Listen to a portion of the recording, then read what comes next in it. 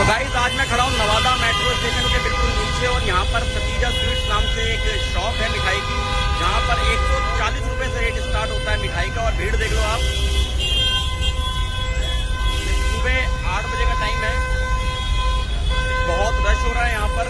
140 रुपए से स्टार्ट है मिठाई और बहुत सस्ते रेटों में मिठाई मिलती है। खुद होलसेलर यहाँ से ले जाकर अपना नाम लगाकर बेचते हैं। तो जल्दी जल्दी आ जाओ Satija shop, Nawada metro station के बिल्कुल नीचे।